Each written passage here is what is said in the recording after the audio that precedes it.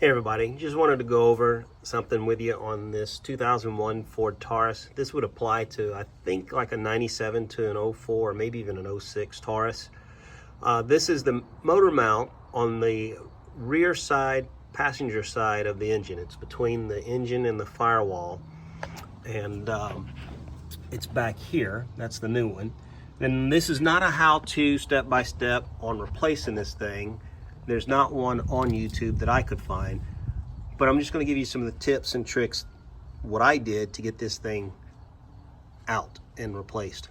So some of the tools you're going to need is a 13 millimeter, a 15 millimeter socket, extensions and swivels, and then a 13/16 socket and a breakover bar. So this socket and the breakover bar you will need to get the nut off of the bottom of this. And that nut is located down underneath, right up in here. So there it is. I took the fender well out. I've got this piece off because I needed to move the engine. I'm doing some other things on this car. You don't have to remove that part of the wheel well out, but you will need 13 millimeter to get that nut off right there. And then behind that, once you bend those heat shields out of the way, I think it's also either 14 or 15 millimeter. You'll need a wrench for that. And I use just standard wrenches, gear wrenches. And then on the other side, I already had my intake manifold taken off, but you can see down here, right there in the middle of the screen, there's a nut right there on the other side of that heat shield. That is 15 millimeter. So you'll have to get that off. And then once you get that off and the other nut over here off, you'll then use that 14 millimeter wrench to get that whole long bolt out. So take the nut off the bottom first, this nut, then that, and you're ready to take it out. But you want to put your car on jack stands. So I've got a jack stand here, and then one up front right here at the very front underneath this subframe.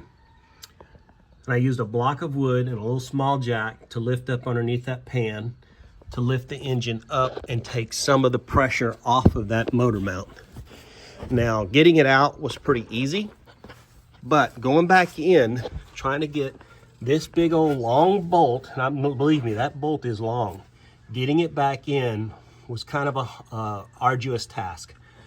So what you have to do is you're going to have to use your jack to raise and lower the engine just enough to get that out, and to get it back in.